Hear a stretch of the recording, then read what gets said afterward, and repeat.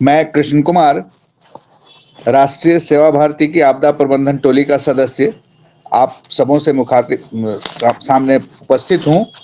आप सभी बंधुओं का जो इस वेबिनार में उपस्थित हैं, सबका स्वागत करते हैं और संगठन मंत्र के द्वारा इस वेबिनार को आरंभ करते हैं। संगठन मंत्र में सब लोग म्यूट ही रहेंगे। मैं एक पंक्ति दोहराऊंगा, आप अपने स्थान पर बैठ करके संगठन मंत्र को दोहरा सकते हैं। ओम संगच्छध्वं संवदध्वं संवो मनांसि जानताम् देवाभागं यथा पूर्वे संजानाना उपासते समानो मंत्र समिति समानी समान मनः सह चित्तमेषां समान मंत्र अभिमंत्रयेवः समानेन वो हविषा जुहोमि समानीव आकुति समाना हृदयानि वः समानमस्तु वो मनो यथा वह सुसहासति। हरिओम। अब मैं वेबिनार में उपस्थित सभी लोगों से आग्रह करता हूं कि वो अपना ऑडियो म्यूट कर देंगे और वीडियो चालू रखेंगे। आज हमारे वेबिनार की यह तीसरी कड़ी है। इसमें आपदा प्रबंधन के क्षेत्र में औपचारिक और अनौपचारिक तौर पर राष्ट्रीय सेवा भारती से संबद्ध संस्थानों ने राष्ट्रीय अंतर्राष्ट्रीय स्तर पर पीड़ित मानवता की सेवा के लिए जो भी उल्लेखनीय कार्य किए हैं, इस क्षेत्र में जो भी कार्यकर्ता संलग्न हैं, उनकी क्षमता वृद्धि के उद्देश्य से यह वेबिनार की श्रृंखला विगत दिसंबर माह में हम लोगों ने प्रारंभ की थी। जनवरी में इसके पहले एक वेबिनार हो चुका है और यह इस कड़ी में तीसरा वेबिनार है। इस वेबिनार में हमारे साथ जो प्रमुख वक्ता उपस्थित हैं, श्रीमान राजेंद्र लोखंडे जी, जो आपदा प्रबंधन अधिकारी हैं बृहन मुंबई नगर निगम मुंबई से। इस वेबिनार का जो विषय है वह चक्रवात और बाढ़ जैसी आपदाओं के लिए स्थानीय स्तर पर बचाव की तकनीकें। मैं राजेंद्र लोखंडे जी से आग्रह करूंगा कि वह अपना प्रेजेंटेशन प्रस्तुत करें। धन्यवाद। धन्यवाद भाई साहब। मैं शुरू करने जा रहा हूं। सबसे पहले आपदा, ये जो शब्द है, आपदा शब्द, ये बहुत महत्वपूर्ण शब्द आज हमारे निजी जीवन में आ गया है। और सबसे पहले आपदा में जो अफेक्ट होता है, जो इफेक्ट होता है, वो है लोकल लेवल के ऊपर, जिसे हम कहते हैं कम्युनिटी अफेक्ट होती है। और कम्युनिटी अफेक्ट क्यों होती है? जिसका कारण है कि कम्युनिटी इसके बारे में जानकारी नहीं रखती है। तो हम आज ये जानकारी रखेंगे कि हमारे पास ऐसे कौन से संसाधन हैं हमारे घर में जो सरकारी अधिकारियों के पास होते हैं जिस वक्त चक्रवात होते हैं, बाढ़ आ जाती है। तो ऐसे संसाधन हमारे घर में है क्या? तो इसके बारे में हम बात करने वाले हैं। बट उसके पहले community participation is very important. तो जब भी कुछ ऐसे घटना होती है तो सबसे पहले कम्युनिटी अफेक्ट हो जाती है। कम्युनिटी फर्स्ट रिस्पॉन्डर है, यानी प्रथम प्रतिसादक अगर वो कहे तो बहुत अच्छी तरह से वो काम कर सकते हैं। तो प्रथम प्रतिसादक का पहला कर्तव्य है कि हमारा जो नुकसान होने वाला है, हमारी जो क्षति होने वाली है, उसको हम कम से कम स्वरूप में लाए। और इसके लिए वो सारे जो फर्स्ट रिस्पॉन्डर है उनको प्रशिक्षण लेना आवश्यक है। ये थोड़ा सा मैं आपको अपील करना चाहूंगा। हर राज्य में, हर डिस्ट्रिक्ट लेवल में आज प्रशिक्षण दिए जा रहे हैं। बस हमारी मनोकामना होनी चाहिए प्रशिक्षण लेने की, तो हम सारे लोग आज प्रशिक्षण के लिए तैयार रहेंगे। कुछ भी घटना होती है, मैं मेरे इस व्याख्यान में हर वक्त मैं मेरी 6 बातें जिसे मैंने रिसर्च किया है, तो मैं ये बातें जरूर कहता हूं, और जिसके बाद मैं आपको बाढ़ में क्या करना है और चक्रवात में क्या करना है इसके बारे में बताऊंगा। और उस चक्रवात में, बाढ़ में अगर कुछ घटना हो सकती है तो हम अपने लोगों को, अपने आप को कैसे बचाएं। तो सबसे महत्वपूर्ण संदेश मैं ये देना चाहता हूं हमारे जो लोकल पर्सन आज जो सुनेंगे उनको, तो पहले खुद की सुरक्षा। डिजास्टर मैनेजमेंट का एक कंसेप्ट होता है, पहले खुद की सुरक्षा फिर दूसरों की। आप सुरक्षित हो तो ही आप दूसरे को सुरक्षित कर पाओगे, अन्यथा नहीं। और इसीलिए मैं ये सेशन शुरू करने जा रहा हूं। सबसे पहले कुछ भी घटना होती है तो हम क्या हो जाते हैं, हम डर जाते हैं। ओके, तो आप देख सकते हो मैंने यहाँ पे एक पिक्चर लगाया हुआ है। तो पहली बात हम यही करेंगे कि डरेंगे नहीं, क्योंकि मेरा अनुभव रहा है, 30 साल का अनुभव में यही देखता हूं मैं कि हर इंसिडेंट में कोई मुसीबत आती है तो सबसे पहले हम डर जाते हैं। तो प्लीज आप डरिए ना, डरेंगे नहीं तो ही आप अच्छा काम कर पाओगे, अन्यथा नहीं काम कर पाओगे। तो इसलिए प्लीज डरना नहीं है। दूसरी बात बहुत महत्वपूर्ण है, आप किसी भी समय, किसी भी घटना के समय आपको शांत रहना बहुत जरूरी है। आप जो भी करना चाहोगे अपने दिमाग को शांत रख के कीजिए। बहुत बार एक्साइटमेंट में हम काम करना चाहते हैं और तब हमारे काम से वो योग्य काम नहीं होता है। तो इसीलिए आपको जो भी काम करना है वो अपने दिमाग को शांत रह के काम करना है। इसका मैं और एक बहुत अच्छा एग्जांपल दे सकता हूँ। हमारे यहाँ पे, मैं महाराष्ट्र से हूँ, तो पूना में एक भूशी डैम करके वहां पे एक घटना हुई थी जो हमने वीडियो में, वायरल वीडियो में देखी थी। वायरल वीडियो में देखी थी कि 5 लोगों का एक फैमिली थी जो बह के चली गई। अब उनको बचाने की बहुत कोशिशें की गई, मुझे बहुत अच्छा लगा कि बचाने की बहुत अच्छी कोशिश हुई है। उन्होंने लोकल रिसोर्सेस वहां पे यूज किए हैं। जैसे फॉर एग्जांपल वो पानी में थे तो लोग किनारे पे थे, तो किनारे से लोग अपने ट्री ब्रांचेस डाल के उनको बचाने की कोशिश कर रहे थे। कोई तो अपना क्लोथ्स जैसे शर्ट, पैंट, दुपट्टा, साड़ी एक दूसरे को बांध के उनके पास फेंकने की कोशिश कर रहे थे। बहुत अच्छा रहा, ये कोशिश बहुत अच्छी रही, लेकिन ये बहुत महत्वपूर्ण था। वो जो अगर शांति से वो कोशिश करते थे तो शायद उनको पता चलता था कि हम कहाँ हमारी थोड़ी सी मिस्टेक हो रही है। उन्होंने बहुत अच्छा काम किया है, लेकिन वो सारे लोगों को बचा सकते थे। बस एक्साइटमेंट थी उनको कि हम जैसे बचाए, हम कैसे बचाए, तो शांत रह के अगर उन्होंने वो सोचा होता तो आई थिंक सो वो बच सकते थे। तो इसीलिए डिजास्टर मैनेजमेंट, आपदा प्रबंधन में या आपको किसी भी इंसिडेंट में आपको शांत रहना बहुत जरूरी है।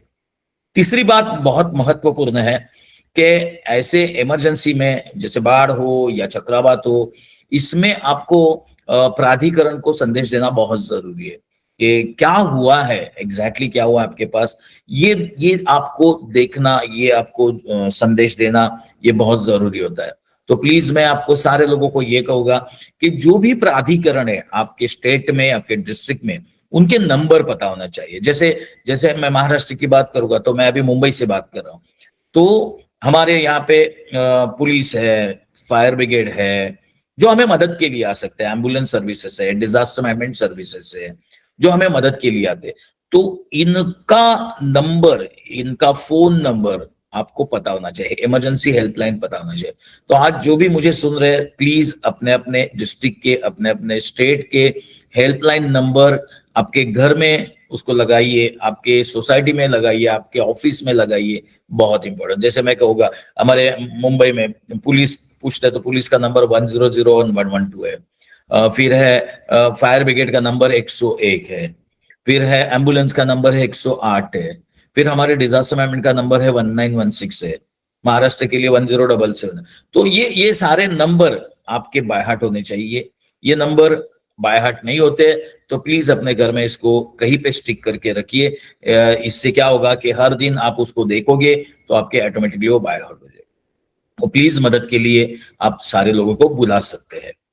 तीसरी बात बहुत महत्वपूर्ण है कि ऐसे सिचुएशन में हम भाग दौड़ करते हैं, तो प्लीज भाग दौड़ ना करें। मैं सारे लोगों को ये रिक्वेस्ट करूंगा, भाग दौड़ ना करिए, तेज चलिए, तेज चलिए।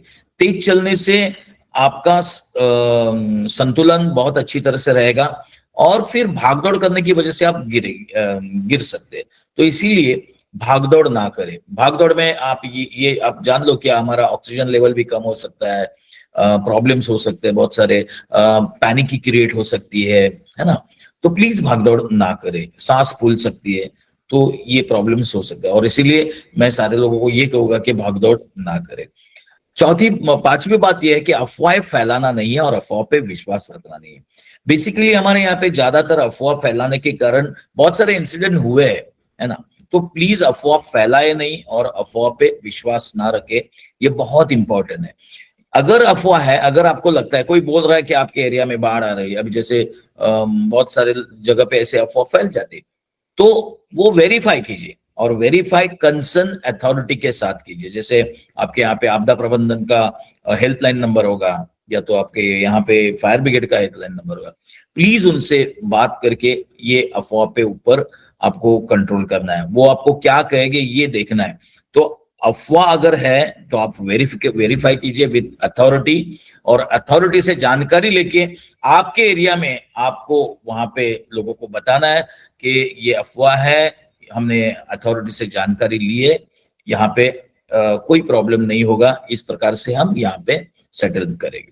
तो ये बहुत इंपॉर्टेंट है, आपदा में अफवाह फैलाना नहीं है। और अफवाह पे अगर जब तक आपको सरकारी अधिकारियों से या तो अथॉरिटी से आपको जो बात सच है या झूठ है ये पता नहीं चलता है, प्लीज तब तक विश्वास ना करें।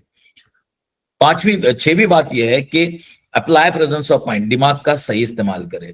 आज हम यही आज सीखने वाले हैं कि दिमाग का सही इस्तेमाल कैसे करें।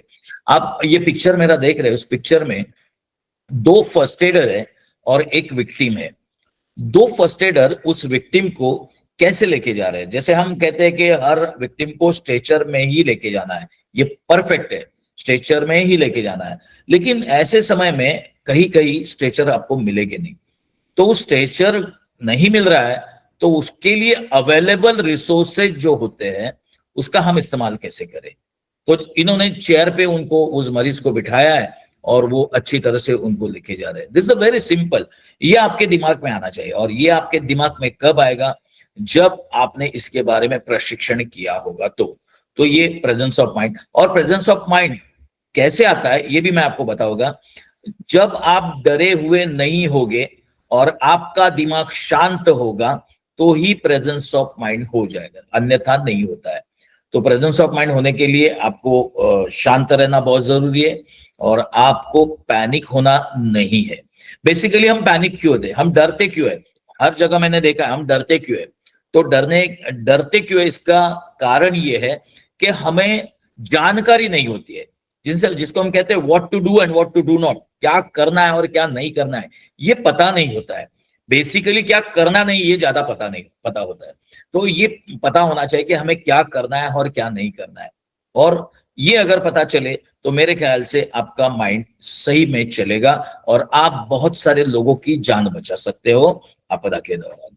अब हम देखते हैं, ये डेफिनेशन है, मैं ज्यादा इसको फोकस नहीं करूंगा। थर्ड वेबिनार है, ये हो चुका है, डिजास्टर की व्याख्या हो चुकी है। जो अचानक आई हुई मुसीबत जिसमें मनुष्य हानि, वित्त हानि और पर्यावरण की हानि हो जाती है, जिसको हम डिजास्टर कहते हैं। ओके, ये कुछ नेचुरल हजार्ड है और मैनमेड हजार्ड है। आप देख सकते हो नेचुरल हजार्ड, मैनमेड हजार्ड किस प्रकार से है, ये आप देख सकते हो। आज हम 2000 के ऊपर बात करने वाले, फ्लड और साइक्लोन यानी चक्रवात एंड बाढ़ के ऊपर। ओके, ये हजार्ड की मैंने बताया। अब आपका जो बाढ़ एंड चक्रवात हाइड्रोलॉजिकल एंड क्लाइमेटोलॉजिकल डिजास्टर में आ जाते हैं। एक्सीडेंट रिलेटेड डिजास्टर है, जियोलॉजिकल डिजास्टर है, chemical, industrial, nuclear disaster and biological disaster. Okay, अब हजार्ड वनाबिलिटी इन इंडिया हम देखते हैं। थोड़ा सा आपको एक बैकग्राउंड बता रहा हूँ। 59% land mass prone to earthquake. अब उसके बाद नीचे देखोगे तो 40 million hectare 8% land mass prone to flood. उसके बाद देखोगे 8,000 kilometre long coastal line with 2 cyclone season. इसको हम फोकस कर रहे हैं। तो पहले हम देखते हैं बाढ़ के बारे में, थोड़ा सा बाढ़ के बारे में जानकारी ले, फिर हम लोग साइक्लोन के बारे में, और फिर मैं आगे चलता हूँ। तो ये 4 टाइप के बाढ़ हमने आइडेंटिफाई है। कोस्टल रिवर फ्लैश तो ऑलरेडी है, अब अर्बन भी फ्लड आ रहा है। अब देख सकते हो यहाँ पे, अब ये देख सकते हो कि 35 राज्यों और केंद्र शासित प्रदेशों में से 23 बाढ़ से प्रभावित होते हैं। 23 यानी 23 राज्य बाढ़ से प्रभावित होते हैं। लगभग 40 मिलियन हेक्टेयर भूमि, जो देश के कुल भौगोलिक क्षेत्रफल का लगभग 1/8 हिस्सा है, जो संवेदनशील राज्य है। उसमें है उत्तर प्रदेश है, बिहार है, असम है, पश्चिम बंगाल है, गुजरात है, उड़ीसा है, आंध्र प्रदेश है, मध्य प्रदेश है, पंजाब है और महाराष्ट्र है। ये जो राज्य है, उन्होंने तो बहुत अच्छी तरीके से बाढ़ की तैयारी करना बहुत इंपॉर्टेंट है। ये देखिए, ये फ्लड के दौरान क्या हो सकता है, आप देख सकते हो यहाँ पे इस प्रकार से फ्लड आ जाता है। ओके, अब हमें फ्लड के पहले क्या करना है, थोड़ा सा मैं आपको स्पीड में चला जाऊंगा, ये आपको शायद शेयर हो जाएगा। Ignore rumour, stay calm, don't panic, ये तो मैंने सब पहले ही बता दिया है। अफवाह पर ध्यान न दे, शांत रहे, घबराए नहीं। आपातकालीन संचार के लिए अपने मोबाइल फोन को चार्ज रखें हमेशा। ओके, और एसएमएस, ज्यादा एसएमएस का प्रयोग करें। मौसम की अपडेट के लिए रेडियो सुने, टीवी देखे, समाचार पत्र पढ़े। पशुओं जानवरों की सुरक्षा निश्चित करने के लिए उन्हें खुला रखें। सुरक्षा और जीवन रक्षा के लिए आवश्यक वस्तु के साथ एक आपातकालीन किट का तैयार रखें।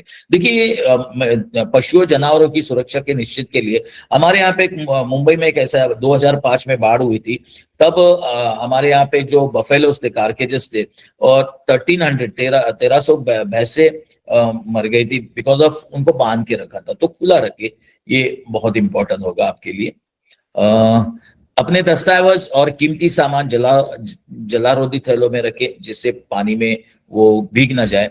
निकटतम नजदीकी आश्रय स्थल, ऊंचे पक्के घर तक पहुंचने के सुरक्षित मार्गों में से जानकारी रखें। सरकारी अधिकारियों द्वारा निर्देशित किए जाने पर तुरंत सुरक्षित स्थानों पर चले जाए। कम से कम 1 सप्ताह के लिए पर्याप्त मात्रा रेडी टू ईट भोजन और पानी का संग्रहित करें। बहुत इंपॉर्टेंट है, क्योंकि ऐसे वक्त में पानी की समस्या हो सकती है, भोजन की समस्या हो सकती है। नहरों, नालों, झरनों, जलधाराओं और ड्रेनेज चैनलों जैसे आकस्मिक बाढ़ वाले क्षेत्रों से सावधान रहे, सतर्क रहे। ओके, उसके बाद बाढ़ के दौरान हम क्या कर सकते हैं, आप देखिए। बाढ़ के पानी में प्रवेश ना करें। यदि प्रवेश करना आवश्यक है तो उपयुक्त जूते पहने। बाढ़ के पानी में प्रवेश ना करें। जनरली मैं आपको बता देता हूँ, मुंबई की एक इंसिडेंट बता देता हूँ कि हमारे यहाँ पे ओपन ड्रेन ज्यादा होते हैं।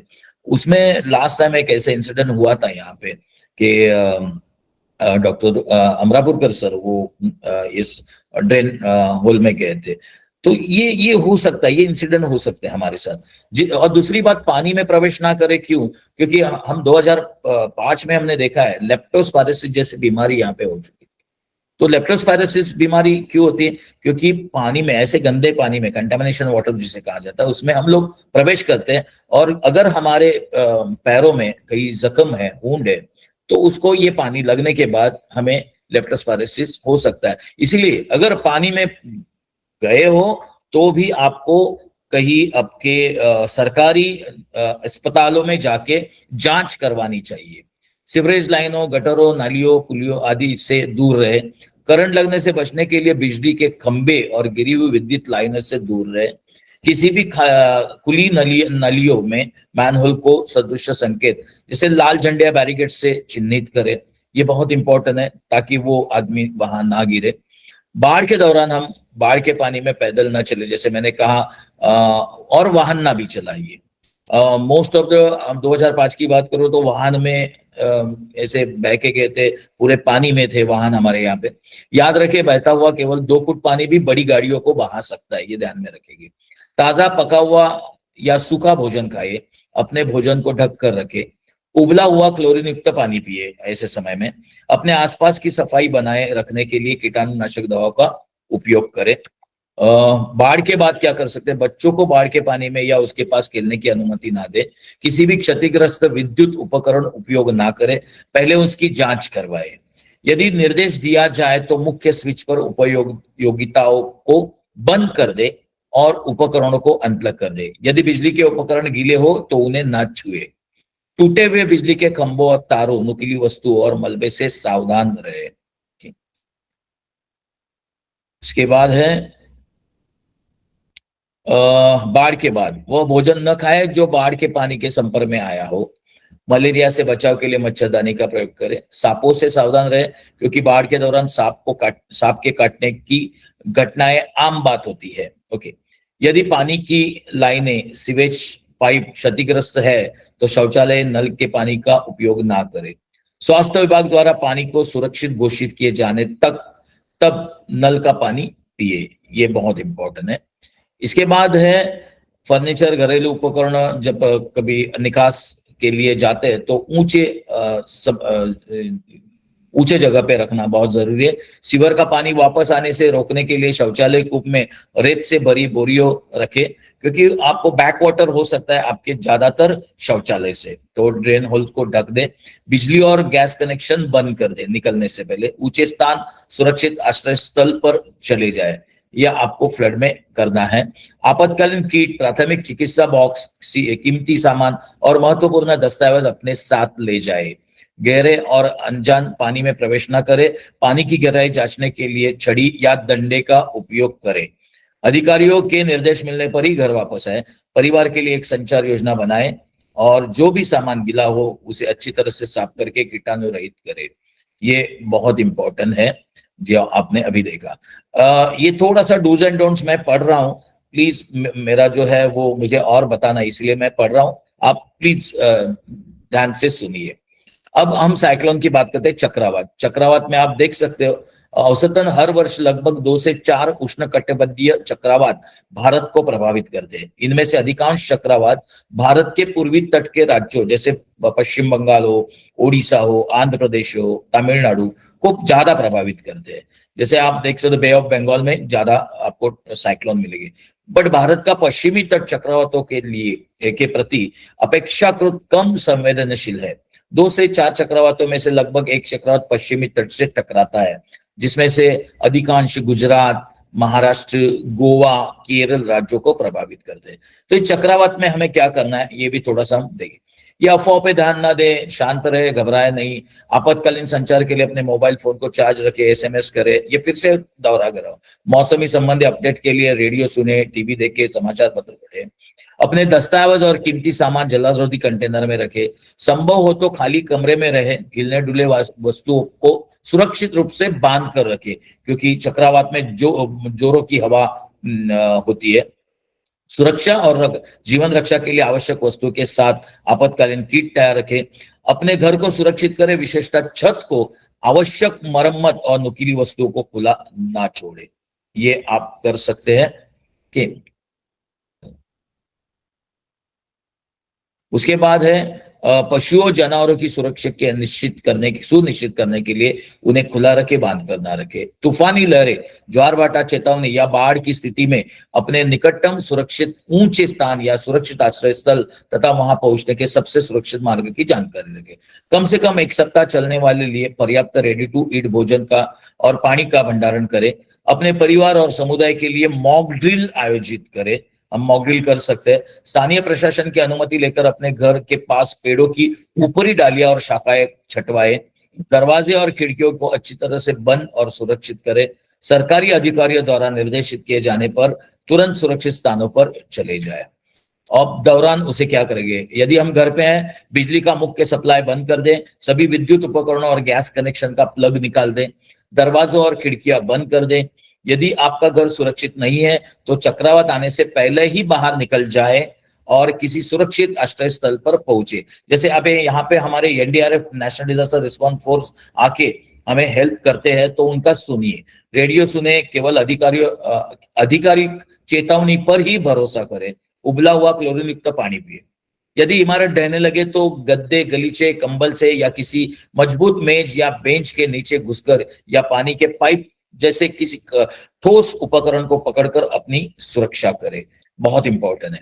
अगर यदि हम बाहर हैं तो क्षतिग्रस्त इमारतों में प्रवेश ना करें। जितनी जल्दी हो सके सुरक्षित आश्रय स्थल की तलाश करें। कभी भी पेड़ बिजली के खंभे के नीचे खड़े ना रहे। चक्रवात की आग जैसे आए जिसे कहते हैं तो सावधान रहे। यदि हवा धीमी हो जाए तो यह मत मानिए कि चक्रवात समाप्त हो गया है, जल्द ही दूसरी दिशा से तेज हवाएं फिर से शुरू हो सकती है। अधिकारियों, सब कुछ सुरक्षित है, इसकी घोषणा होने तक प्रतीक्षा कीजिए। अब उबला हुआ क्लोरीन युक्त हम पानी पी सकते हैं।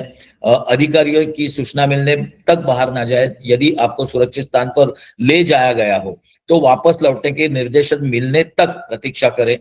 टूटे हुए बिजली के खंभे और ढीले तारों से और नुकीली वस्तुओं से सावधान रहे। क्षतिग्रस्त इमारत में प्रवेश ना करें और क्षतिग्रस्त विद्युत उपकरण का उपयोग ना करें। पहले किसी इलेक्ट्रिशियन से उनकी जांच करवाएं। ये सिंपल है। और थोड़ा सा मछुआरों के लिए एक है, अफवाह पर ध्यान ना दे, शांत रहे, घबराए नहीं। आपातकालीन संचार के लिए मोबाइल फोन चार्ज रखे, एसएमएस का प्रयोग करें। महत्वपूर्ण फोन नंबर कागज पर लिख ले और उसे सुरक्षित रख ले। अधिक अतिरिक्त बैटरियों के साथ रेडियो अपने पास रखे। मौसम संबंधी जानकारी के लिए रेडियो, टीवी, समाचार पत्र सुने। नावों, बेड़ों यानी राफ्ट को सुरक्षित स्थान पर बांध कर रखे, समुन्द्र में ना जाए। ये बहुत इंपॉर्टेंट अभी डूज एंड डोंट्स मैंने आपको बताया। अभी हम देखते हैं कि हम हमारे घर में किस प्रकार का जो घरेलू वस्तु का उपयोग करके हम अपने जोखिम को कंट्रोल कर सकते हैं। हमने आपदा मित्र एंड आपदा सखी को ट्रेनिंग दिया था, 12 दिन का ट्रेनिंग था। 1000 आपदा मित्र एंड आपदा सखी मुंबई में अभी हम हमारे साथ काम करें। अब हम देखते हैं कि keep ready local rescue kit before flood and cyclone. अब आप हम देखते हैं कि वाटर बॉटल है। अब देखिए water bottle, floating aids with coconut, floating aids with can, floating aids with कलसा, bamboo raft, life jacket, pumpkin भी हम इस्तेमाल कर सकते हैं। तो अभी मेरे साथ हमारे साथ मिस्टर ब्रह्मदंडे, मैं आपको दिखाता हूं। ये पहले ये अभी आपको लेफ्ट कलर का लाइफ जैकेट है, वो आपको दिखाएंगे किस प्रकार से उनको बांधते हैं। थोड़ा सा हम डेमो करते हैं। ये इस प्रकार का अभी हम पहना रहे हैं। देखिए लाइफ जैकेट है, नुस्खा तो लाइफ जैकेट है। ये गवर्नमेंट के पास होता है लाइफ जैकेट। आप सोच सकते हो कि गवर्नमेंट के पास होता है ये लाइफ जैकेट। आपको शायद दिखाई दे रहा है कृष्ण कुमार जी, ये मेरा डेमो दिखाई दे रहा है क्या आपको? जी जी दिखाई दे रहा है, बिल्कुल दिखाई दे रहा है। ओके, तो इस प्रकार से हम लाइफ जैकेट, लेकिन हमारे घर में लाइफ जैकेट नहीं है, थोड़ा लाइफ जैकेट नहीं है। तो हम किस प्रकार से लाइफ जैकेट बना सकते हैं, इसका एक बहुत अच्छा हमारे पास प्रेजेंटेशन आपको देखने मिलेगा। देखिए ये बोरी है। हम चावल लाते हैं, गेहूं लाते हैं। ये बोरी बोरी है। इस प्रकार को 2 बोरी को हमने एक दूसरे को बांध दिया है। और देखिए इसमें हमने थर्माकोल डाल दिया जो फ्लोट हो जाता है। और आप देख सकते हो इनको हमने पहना है, इसी प्रकार से कटिंग किया है। देखिए एक वेरी सिंपल है, हम अपने घर में बना सकते हैं। जहां पे ज्यादा बाढ़ होने की संभावना हो सकती है वहां पे ये हम पहले से ही बना सकते हैं इसको। देखिए ये आसानी से इसको 2 साइड में बांधना है, 2 साइड से बांधना है आसानी से। आप देख सकते हो इनको साइड से बांध दिया है, दोनों हाथ इनके खुले हैं। और ये पानी में आसानी से, जब तक इनको हेल्प नहीं मिलती है तब तक तैर सकते। इतना सिंपल ये आपको देखने मिला है। इसको हम देखिए ये कहते हैं इम्प्रोवाइज फ्लोटिंग डिवाइस। ओके, ये लाइफ जैकेट है फ्लोटिंग जो हम नहीं कर सकते। ओके, उसके बाद हम देखते हैं हमारे पास, देखिए ये ट्यूब टायर है, आप देख सकते हो, जिसे हम कहते हैं लाइफ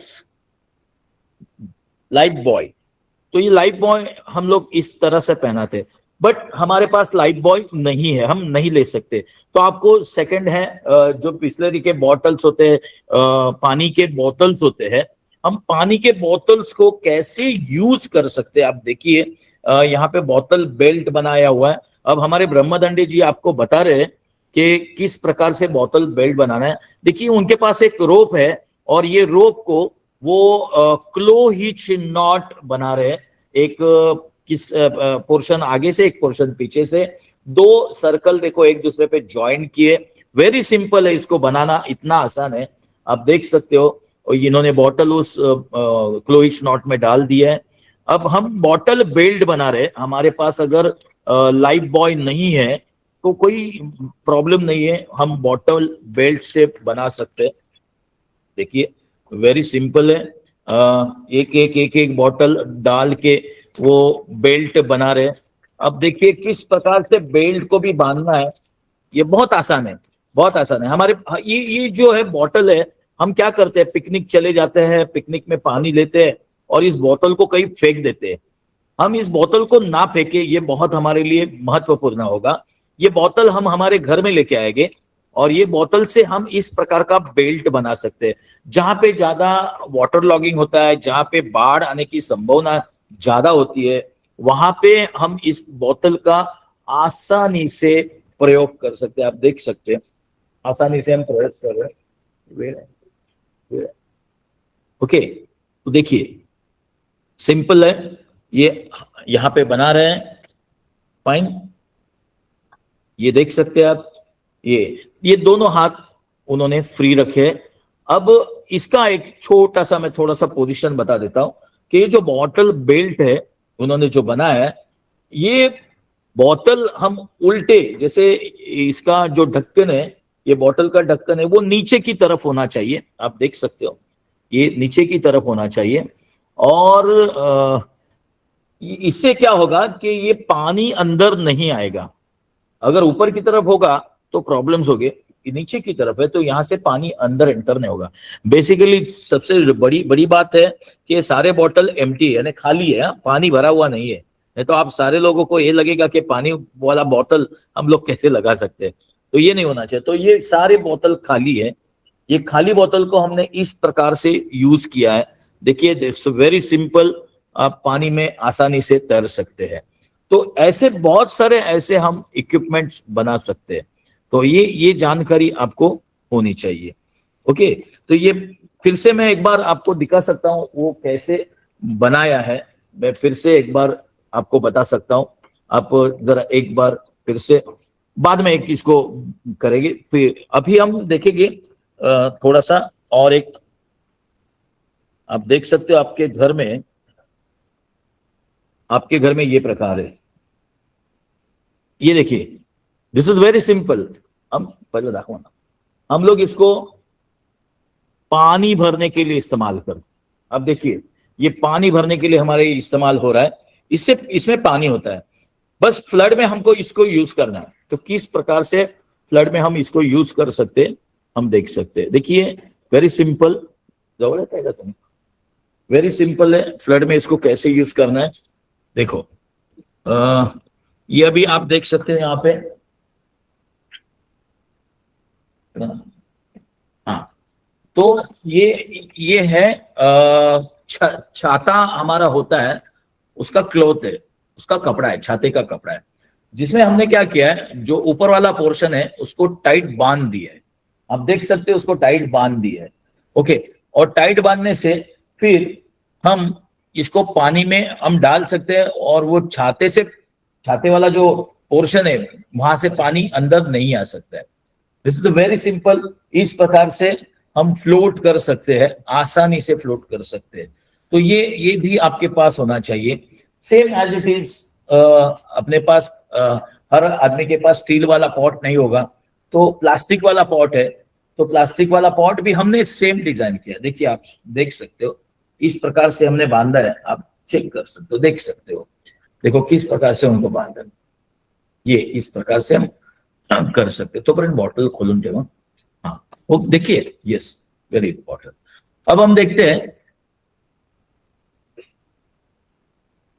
हाँ अब हम देखते हैं दो कलसा, या हमारे घर में देखिए कलसा होता है, तो दो कलसा हम किस प्रकार से एक बांधा हुआ है, देख सकते हो यहाँ पे, एक अलग बांधा हुआ है। और अभी दोनों हम बांध के उनको इस प्रकार से रख सकते हैं। हाँ देखिए, पीछे मुड़ाइए उसको, या आप देख सकते हो, देखिए इससे पर्सन आसानी से फ्लोट हो सकता है पानी में। ये फ्लोटिंग डिवाइस है, हम लोग हमारे घर में इस्तेमाल इसको कर सकते हैं। हम घर में इस्तेमाल कर सकते हैं, इसको आसानी से कर सकते हैं। देखिए ये है। उसके बाद हमारे घर में कैन होते हैं, आप बाजार में जाके तेल लाते हैं, है ना, ऑयल लाते हैं, तो ऑयल कैन भी होते हैं हमारे पास। तो देखिए सिंपल सिंपल फंडा हमने यूज किया यहाँ पे। ऑयल कैन देखो कैसे बने, ये देखो ये ऑयल कैन है, इसको इस प्रकार से अब देखिए ये आसानी से बन रहे हैं।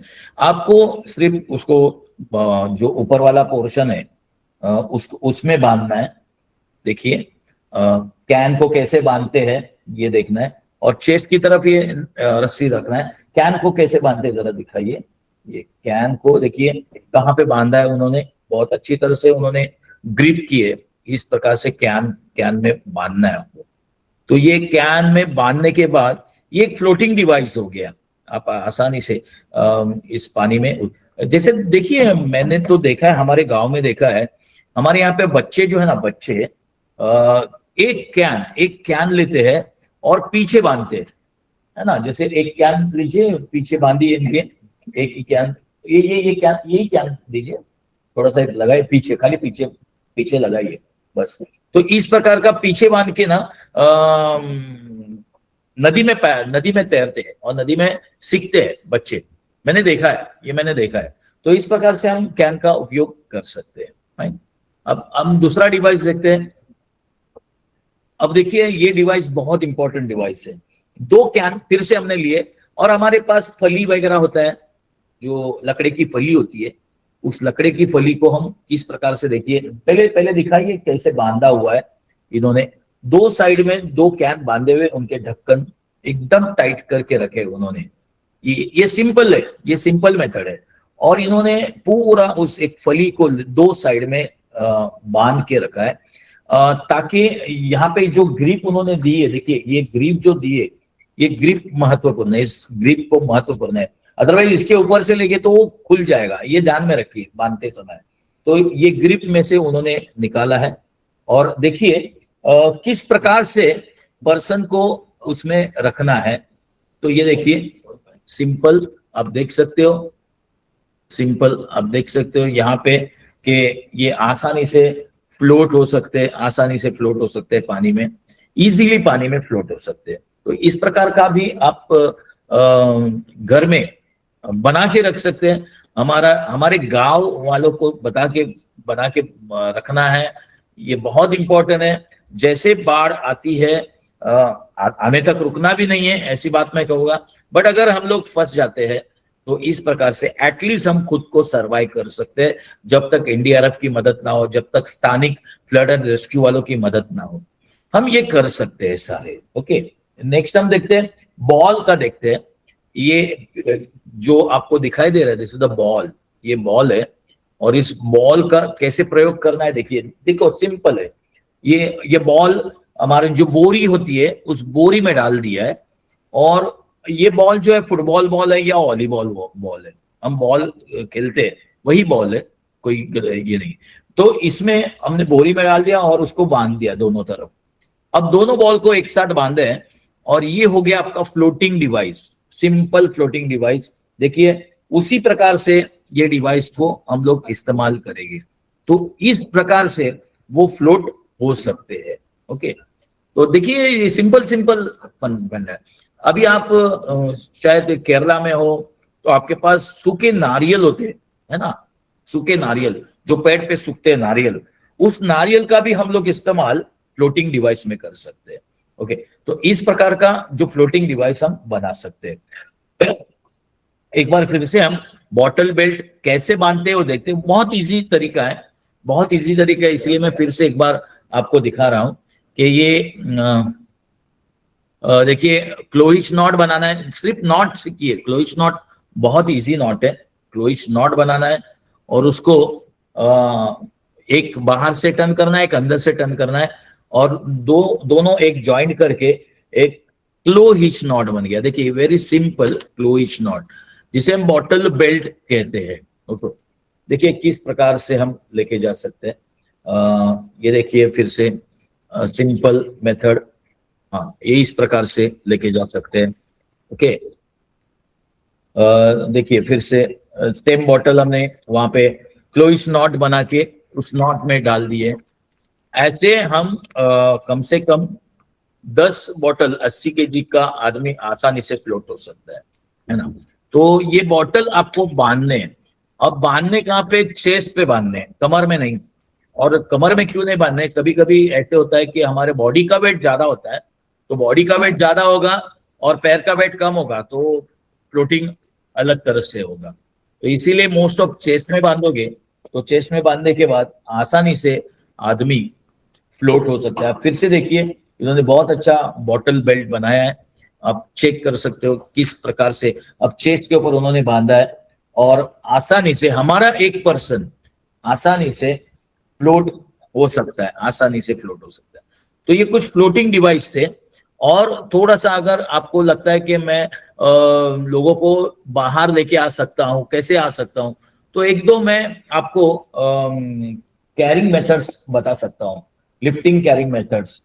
तो जैसे फॉर एग्जांपल आपका आदमी कहीं पानी में है और उसको लेके आना है, तो आप पानी में जाके जैसे फायरमैन लिफ्ट भी कर सकते हैं, बिल्कुल फायरमैन लिफ्ट भी कर सकते हैं। तो उसमें कैसे लिफ्ट करना है थोड़ा सा मैं एक डेमो बता देता हूँ, और फिर मैं आगे थोड़ा सा चलूंगा। देखिए फायरमैन लिफ्ट कैसे किया जाता है। अगर कोई पानी में है या कई संकट में है, तो उसको इस प्रकार से पानी से निकाल के हम बाहर लेके आ सकते हैं। हम जो स्वयं सेवक है, हम स्वयं सेवक को लोगों को पानी से कैसे निकालना, अगर फ्लोट डिवाइस नहीं है आपके पास अभी, तो उनको जो पानी से कैसे निकालते हैं, देखिए सिंपल बता रहे, आप देख सकते हो इनको। देखिए ये इन्होंने एक साइड में डाल दिया है हाथ, और दोनों पैर उठाया उन्होंने एक साइड में, और इन्होंने इस प्रकार से आप पानी से लोगों को राहत दे सकते हैं। This is the very simple, जिसे हम कहते हैं फायरमैन लिफ्ट। हम लोग अभी 2 hand seat, 3 hand seat and 4 hand seat भी कर सकते हैं। ये थोड़ा सा मैं आपको बता रहा हूं, लेकिन इसका प्रैक्टिकल होना बहुत जरूरी है। हम अगर प्रैक्टिकल नहीं करेंगे तो हमें कुछ समझ में नहीं आएगा, इसलिए प्रैक्टिकल जरूरी है। तो 2 हैंड सीट हम देखेंगे किस प्रकार से 2 हैंड सीट करते हैं। वो भी देखिए 2 हमारे लोग हैं और 2 अगर हमारे साथ है, तो उसको पानी से कैसे बाहर निकाले। देखिए ये डरा हुआ आदमी है, पानी में चल नहीं रहा है, तो उसको उठा के हम एटलीस्ट शेल्टर प्लेस में लेके जा सकते हैं। देखिए आसानी से उठाया, ये आसानी से लेके जा सकते हैं। टर्न करो, पीछे वाली ग्रिप आप देख सकते हो, पीछे वाली ग्रिप उन्होंने, अगर गिरना नहीं चाहिए आदमी, इस प्रकार से हम जा सकते हैं। तो ये है हो गई 2 हैंड सीट। हम 3 हैंड सीट से भी लोगों को लेके जा सकते हैं, जिनको पानी में चलने नहीं आ रहा है, पैर का प्रॉब्लम है, तो इनको 3 हैंड सीट बना के हम लेके जा सकते हैं। देखिए 3 हैंड सीट वेरी सिंपल, इकडे दाखवा, दाखवा ग्रिप दाखवा, पुढे पुढे पुढे। देखिए 3 हैंड सीट की ग्रिप देखिए बहुत सिंपल है। देखिए वेरी सिंपल, आप देख सकते हो। इसमें आप कैसे उठा सकते हैं, आप देखिए वेरी सिंपल। आप ये फर्स्ट एडर जो है उनके गले में उन्होंने हाथ डाल दिया है, यानी हाथ सपोर्ट करेगा, इस प्रकार से हम लेके जा सकते हैं। The very simple 4 hand seat अभी हम देखेंगे। 4 हैंड सीट ये बहुत इंपॉर्टेंट है। 4 हैंड सीट हम देखेंगे फटाफट फटाफट। नहीं, 4 हैंड सीट हम देखेंगे। 4 हाथ की बैठक जिसे कहा जाता है, वो 4 हाथ की बैठक इस प्रकार से की जाती है। देखिए इस ग्रिप आप एक बार छोड़ दो और पकड़ो। ये ग्रिप है हमारी, इस ग्रिप को आसानी से ले सकते हैं हम। इसमें भी अगर ज्यादा हेवी पर्सन है कोई, तो इनको इस ग्रिप में लेके जा सकते हैं। देखिए सिंपल है। तो ये इस प्रकार से फर्स्ट एडर को दोनों ये जो विक्टिम है उसको बोलना है, दोनों हाथ फर्स्ट एडर के गले में डाल के वो आसानी से उसको लेके जा सकते। तो ये सिंपल तरीका है। हाँ, एक रनिंग बो लाइन मैं आपको बता देता हूँ। पानी में कोई आदमी फंस गया है, तो उसको रनिंग बो लाइन कैसे बनाना है, ये ब्रह्मदंडे जी बताएंगे आपको। देखो इन्होंने एक रोप के ऊपर लूप कर दिया है। हम किसी और को बचाने जा रहे हैं, तो इसलिए एक लूप बनाया है। लूप में से नीचे से उन्होंने जो रनिंग पार्ट है उसको बाहर निकाला है। देखिए रनिंग पार्ट को उन्होंने बाहर निकाला है, और अंदर की तरफ से उन्होंने डाल के फिर से रनिंग पार्ट को उस लूप में अंदर भेज दिया है। और एक नॉड बनाइए जिसको हम कहते हैं रनिंग बो लाइन। तो ये बो लाइन देखिए, अभी पानी में कोई फंस गया है, हमें तैरना नहीं आ रहा है, लेकिन हमें उनको निकालना है, हमें सहायता करनी है उनकी। तो ये जो थोड़ा आगे जो ये रनिंग पार्ट है, सॉरी ये बो लाइन है, ये बो लाइन देखिए किस प्रकार से हम डाल सकते हैं। पानी में आप जोर से डाल सकते हैं, और इन्होंने पकड़ा है, अपने गले में उनको डालने के लिए बोल रहे हैं, और इस प्रकार से उनको हम पानी से आसानी से बाहर निकाल सकते हैं। ओके, इससे पानी में निकाल सकते हैं। ये सिंपल फैक्टर्स है, सिंपल हम कर सकते हैं हमारे घर में भी लोकल। ज्यादा समय नहीं है इसलिए मैं फटाफट जा रहा हूं। और अभी लास्ट थोड़ा सा मैं आपको शेयर करूंगा, वो है फर्स्ट एड किट। जैसे फर्स्ट एड किट आपके पास होना चाहिए, जैसे पीपीई कहते हैं, हमें पीपीई कहते हैं, तो ये आपका सारा पीपीई हो गया। अब फर्स्ट एड किट भी आपके पास होनी चाहिए। आप किसको बचाने जा रहे हैं तो ये फर्स्ट एड किट, आप पूरा सामान जो है आपके पास अवेलेबल होना चाहिए। दूसरी बात ये है कि हम इमरजेंसी किट की बात करेंगे, तो इमरजेंसी किट आपके पास होनी चाहिए। जैसे आप देख सकते हो, मैं आगे चल के बताऊंगा कि इसमें आप मोमबत्ती, माचिस आप रख सकते हो, सिटी आप रख सकते हो। सिटी बहुत इंपॉर्टेंट है, क्योंकि अक्सर पानी में या तूफान में आवाज नहीं आती है, तो आपकी आवाज ज्यादा कैसे हो सकती है, तो सीटी बजाने से हो सकती है। तो सीटी अगर बजाओगे, हर घर में एक सीटी होना चाहिए। अभी कौन फंसा हुआ है घर में वो पता नहीं चलता है, तो कोई घर में फंसा हुआ पर्सन जो है, आदमी, वो अगर सीटी बजाएगा तो हमें पता चलेगा। और हमारे वॉलंटियर्स हमारे पास सिटी है और सिटी बजाएंगे, तो मेरे ख्याल से हमें भी पता चलेगा कि कोई आ रहा है हमें बचाने के लिए। तो सिटी होना चाहिए। आप इसमें चार्जर और पावर बैकअप होना चाहिए आपके पास, नाइफ होना चाहिए यानी चाकू होना चाहिए, मैप होना चाहिए, और पर्सनल डॉक्यूमेंट्स उसमें होना चाहिए। पर्सनल डॉक्यूमेंट्स आपके होने ही चाहिए, जो अच्छी तरह से आपके बैग में रखने चाहिए। जैसे ये बाजू में आपको दिखाई दे रही है किट, इसमें आपको अच्छी तरह से रखना है। टॉर्च विथ ड्राई सेल आपको साथ में रखना है। टॉर्च विथ ड्राई सेल यानी टॉर्च तो है आपके पास, लेकिन उसका सेल नहीं है तो कुछ फायदा नहीं है, तो वो सेल विथ सेल होना चाहिए। खुद के पर्सनल मेडिसिन, देखिए बहुत सारे लोगों को डायबिटीज है, बहुत सारे लोगों को ये है बीमारी, बहुत सारी बीमारी है, तो उनके जो मेडिसिन चालू है वो भी एक्स्ट्रा उनमें रख सकते हैं। देखिए ये जो स्टॉक हम बना रहे हैं ना, ये ड्राई फूड यानी हम जैसे वेफर्स हो गए, बिस्किट्स हो गए, चना होगा, सिंगदाना होगा, कुरमुरा होगा, तो इस प्रकार का ड्राई फ्रूट आपके पास होना चाहिए, बिस्किट्स होना चाहिए, and water bottle, most of the water bottle. तो इस प्रकार की जो किट है हम अगर रेडी रखेंगे तो मेरे ख्याल से प्रॉब्लम ना। अच्छा, ये किट आपको अपडेट करते रहने चाहिए, ये बहुत इंपॉर्टेंट है। अगर आप अपडेट नहीं किए किट को तो ये एक्सपायर जो हुआ जो आपका फूड है, एक्सपायर हुआ मेडिसिन है, तो इसका आपको उपयोग नहीं होगा। तो इसको भी आप अपडेट करते रहिए, ये बहुत विनंती है। और जाते जाते ये जो आप रखोगे, इसके साथ मैं सब लोगों को अपील करना चाहूंगा आज ये वेबिनार के दौरान, बहुत अच्छी मुझे ये मिल गई है, तो अपना खुद का इमरजेंसी आई कार्ड बनाइए सारे लोग। बहुत इंपॉर्टेंट है ये आई कार्ड, मैं हर जगह इसको शेयर कर रहा हूं। तो आई कार्ड में क्या होना चाहिए, पहले खुद का नाम होना चाहिए, फोटो होना चाहिए, residential address with telephone number होना चाहिए, office address with telephone number होना चाहिए, नेटिव एड्रेस, कहीं आपका गांव है तो नेटिव एड्रेस और टेलीफोन नंबर होना चाहिए, रिलेटिव एड्रेस और टेलीफोन नंबर होना चाहिए, रिलेटिव का एड्रेस होना चाहिए, टेलीफोन नंबर, हमारा ब्लड ग्रुप उसमें मेंशन किया होना चाहिए, जैसे ए पॉजिटिव है, बी पॉजिटिव है, नेम ऑफ द डिसीजेस, जो भी बीमारी है, मुझे डायबिटीज है, ब्लड प्रेशर है, उसमें मेंशन करना है, मुझे कैंसर है मेंशन करना है, and name of the medicine और एनीथिंग विच हैव एलर्जी, जो भी एलर्जी है मेडिसिन की या किसी और की, तो वो भी आपको मेंशन करना बहुत जरूरी है। तो ऐसे आपका खुद का आई कार्ड हर वक्त आपके जेब में होना चाहिए, आपके फैमिली का आई कार्ड बनाइए, ये मैं आप सारे लोगों को यहाँ पे रिक्वेस्ट कर रहा हूँ। और मैं यहाँ आपकी रजा रहा हूँ। धन्यवाद, मैंने जो भी आपसे बातें की, जो भी मुझे आपको देना था, मैंने यहाँ पे सारा के सारा दे दिया है। बस इसको प्रैक्टिकल होना बहुत जरूरी है। थियरी मैंने तो ये सिर्फ आपको दिखा दिया, बट आप जब हैंड्स ऑन करोगे, ये हमें तो अभी आदत पड़ गई है, आप हैंड्स ऑन करोगे, आप सारे लोग हैंड्स ऑन करोगे, तब बहुत आपके दिमाग में फीड बैठ जाएगा।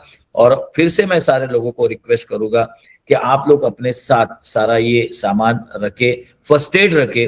फर्स्ट एड बहुत जरूरी है। जैसे आप खुद जाते हो किसी को हेल्प करने के लिए, आपको कोई प्रॉब्लम आ गया तो आपको फर्स्ट एड देने वाला कौन होगा, तो आपको भी पता होना चाहिए। फर्स्ट एड बैग आपके पास होने चाहिए, पीपीई किट होने चाहिए आपके पास, बहुत जरूरी है ये सारी बातें। तो जब भी आप किसी को मदद करने जाओगे, आप खुद की पहले सुरक्षा करें, यानी फर्स्ट एड ले, किट ले, और फिर आप जाके लोगों की सुरक्षा करने की कोशिश करें। सो यहाँ पे मैं राष्ट्रीय सेवा भारती का तहे दिल से मैं शुक्रिया अदा करना चाहूंगा कि उन्होंने बहुत अच्छी तरह से अपॉर्चुनिटी दी। बेसिकली मैं विजयराव जी, पुराणिक जी, पूर्णतांबेकर जी और हमारे कृष्ण जी, उनका मैं शुक्रगुजार हूँ। धन्यवाद, धन्यवाद जी।